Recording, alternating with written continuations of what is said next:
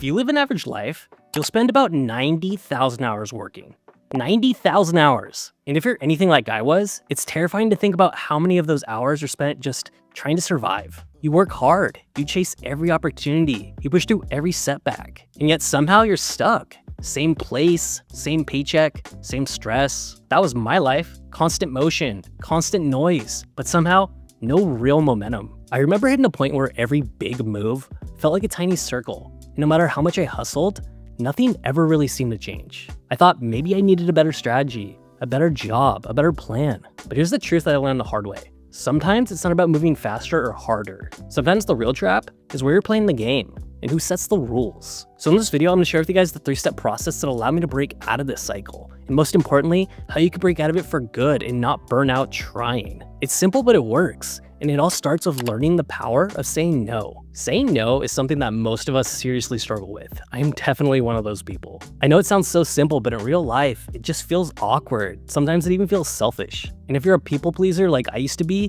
it could just almost feel wrong. But if you feel stretched thin, like you have absolutely no time and energy for yourself, this is where things start to take a change. You see guys, every time that you say yes to something that doesn't really matter, you're saying no to yourself. You're saying no to your peace, your focus, your actual growth. And after a while, all those yeses start to pile up and they start smothering you. I mean, I used to say yes to everything, grabbing coffee with people I barely even knew, doing little favors that, quote, won't take long, but always did, taking on extra projects that had absolutely nothing to do with my goals. I did this because I didn't want to disappoint anyone. I wanted to be liked. I wanted to be seen as helpful, someone that always showed up. And eventually, guys, I had to ask myself a really tough question. If I keep saying yes to everything, what am I saying no to? This one question made me realize that I wasn't building anything. I was just reacting to life, to other people's priorities, to whatever was screaming the loudest at the moment. And that was the catalyst that allowed me to make the shift to saying no to things that didn't align with my goals or values or just the life that I wanted to live.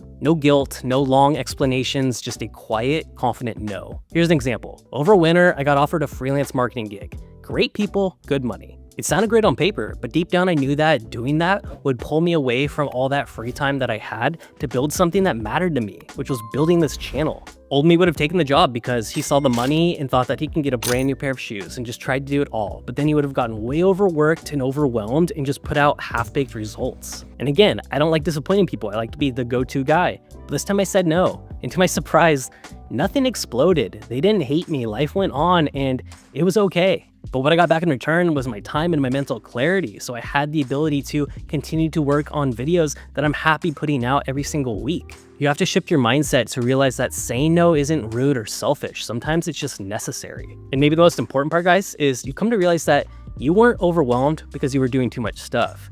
You're overwhelmed because you are doing too much of the wrong stuff. All right, guys, now that we have that out of the way, let's talk about time, or more specifically, why we feel like we never have enough of it. For the longest time, I just thought that I had a time management problem. And to try to resolve that, I tried productivity hacks, fancy planners, apps that promised to change my life, but nothing really stuck. I was still constantly busy and somehow still behind. And this continued until I came across a book called Deep Work by Cal Newport. This has become my favorite book on time blocking, and he doesn't just teach it, he lives by it. And he gives this powerful framework for why blocking focused time is essential for doing meaningful, high-impact work. I realized that I didn't have a time problem, I had a priority problem. I wasn't choosing my day, I was just simply reacting to it. My inbox was running the show. My phone decided when I got to focus. My calendar was basically just a graveyard for good intentions and random meetings. So I tried time blocking, and although it sounds super basic, when it's done right, it's super powerful. Instead of putting things on your calendar, you're doing it in such a way that protects your time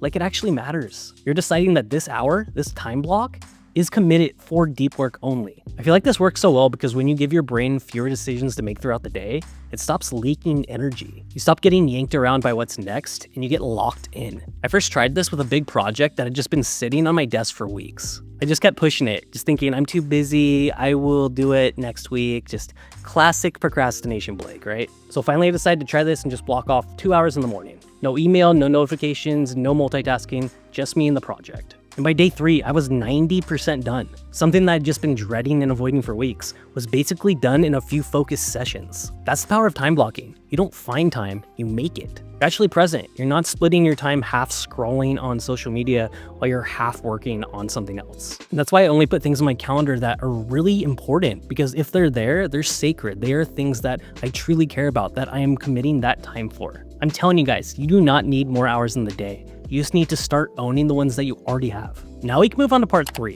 which is embracing rest and recharging. The reality is that most of us are just straight up terrible at rest. Like, we know we need it, but we start feeling guilty the moment we actually start slowing down. And I don't know how we adopted this, but somewhere along the way, we just started believing this lie. If you're not exhausted, you're not doing enough. We've turned burnout into a badge of honor. Like, collapsing into bed at midnight is somehow proof that we care. But being tired all the time isn't a flex, it is a warning sign. This is your body saying, hey, this isn't sustainable. It is your engine light turning on and blinking. I learned this the hard way, pushing through one more task, one more all-nighter, sacrificing my weekends like they were optional. But I never caught up. I was moving fast, but I wasn't moving well. And I'd eventually hit a wall. I would be there on the couch on Sunday with my laptop open and just zero motivation. And it wasn't that I didn't care, it was just, I was done, you know? You're just like soul tired, you're exhausted. And people might look at that and think that you're lazy or unmotivated, but I was depleted. I didn't need another productivity hack. I needed recovery. So I started scheduling that rest into my calendar. I made it a non-negotiable. My Friday afternoons, they are off. No calls, no emails, just space. Sometimes I'll go for a walk. Sometimes I will play video games or watch a movie. And sometimes I'll just sit in silence. Initially, that self-indulgence did feel weird, but by Monday, I always feel clear and energized and creative again. And those tasks that would normally take me all day on Monday are solved within an hour. Hustle culture neglects the fact that energy isn't unlimited, and you need to protect it and refill it. So if you feel stuck, scattered, or just straight up exhausted, that's not a discipline problem. That's a recovery problem. And the solution isn't to grind harder, it is to rest and recover. Let's talk about the part that no planner or productivity app or calendar can fix: your mindset. You can set boundaries, you can time block, you can take regular rest, but if deep down you believe that your self-worth is measured by how much you do, you will always feel behind. Because no matter how much you accomplish, it'll never feel like it's enough. Think of the most successful, wealthy person that you know, and if you ask them why they are still working, why they're not retired, they will just tell you, because I want more money. Because no matter how much you accomplish, it'll never feel like it's enough. And the biggest change came when I fixed the story I told myself. I stopped asking, how can I get more done? And started asking, what is actually worth doing? That question changed my life, because I went from being that person that always tried to do everything and didn't get great results, to being that person that just focused on what actually moved me forward and getting great results. If you got value out of this video, please give it a thumbs up. And if you're new here, welcome. My name is Blake. Please subscribe, because I make new videos every single week. And if you've made it this far in the video, then I'm sure that you're gonna like all the other ones I make. I want to reach 1 million likes. So please, sarapakara.